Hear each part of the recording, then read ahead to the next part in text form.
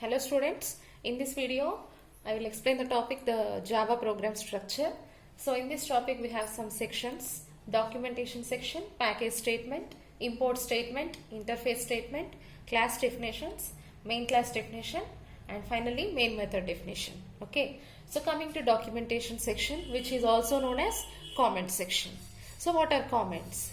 Comments are the statements which are not executed by the compiler, okay, which are not executable statements.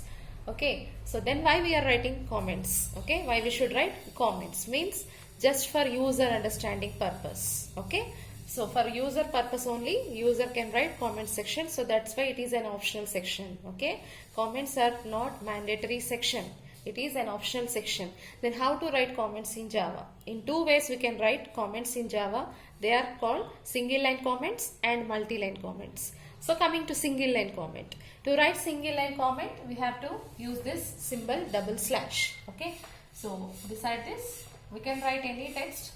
Okay, so if you write some statement like this, then this statement becomes a comment. Okay, especially it is a single line comment. Then how to write multi-line comments?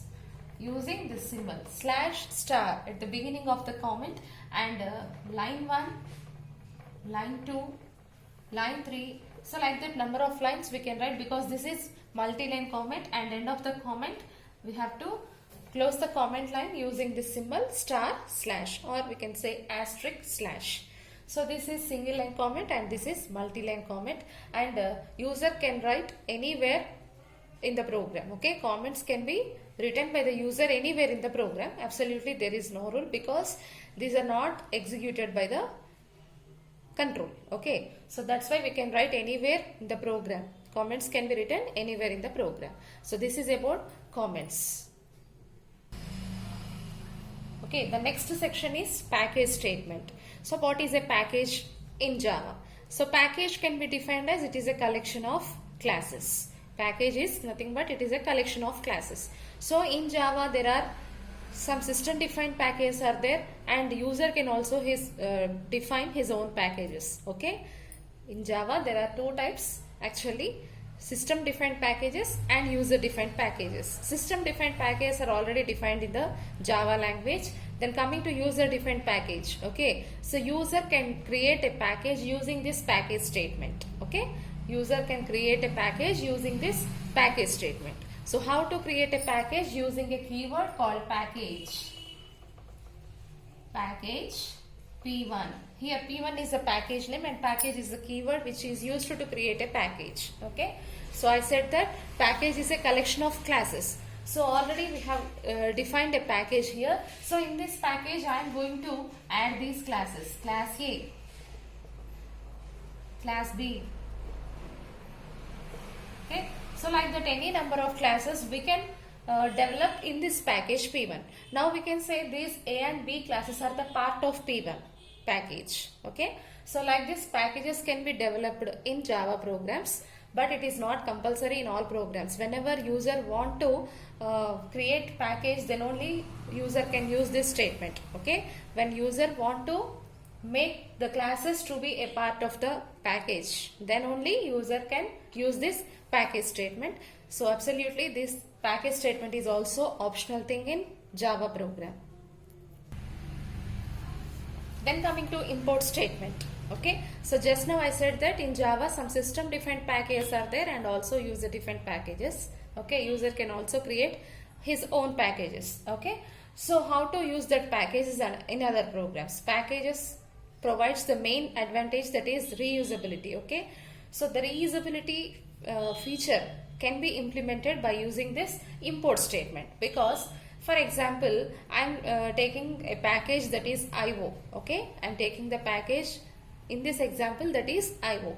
IO is a package which is already defined in Java. Okay, so in IO package all input and output related classes are available. Okay, so to import them in our programs we have to write this import statement.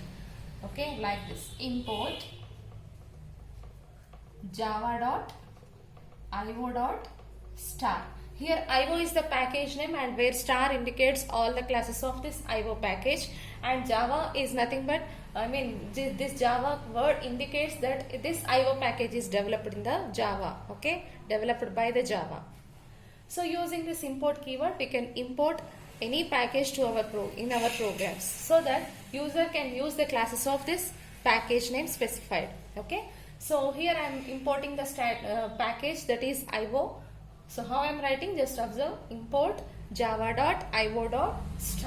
So Java indicates that the package being used, that is developed by the Java, and IO is the package name, which is the collection of all the classes related to input and output streams. And star indicates all the classes of IO package. Okay. So instead of star, we can write any class name, any particular class name, so that only that class can be used.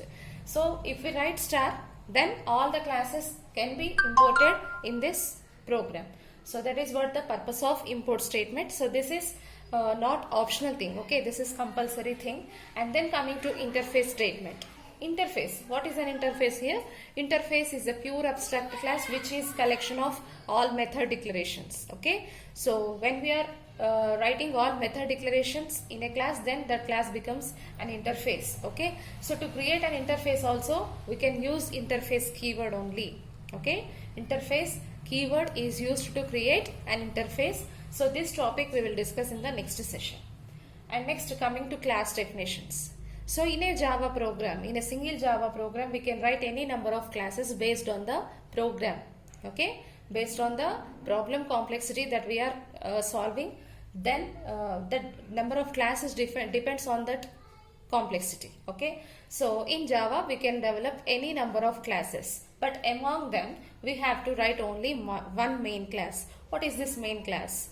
So if the user is writing 10 classes, 20 classes, or any number of classes, okay, but among them only in one class we have to write the main method. Okay, user has to write main method in only one class, then that class will become the main class of that program. So what about all these? These are the class definitions. Okay, they are also very important, but only in one class user has to write main method. Then what is the importance of main method? In every programming language, the execution process starts from this statement only. This is the first executable statement in every programming language. So that main method plays a very important role in executing the programs. So that is, in which class we are writing the main method, that will become the main class of that program. And without a main method, okay, user cannot execute the Java programs. Okay, so this is compulsory. So remember all these sections, which are very helpful to write programs in an easy method. Okay, so I hope you understood this video. Thank you.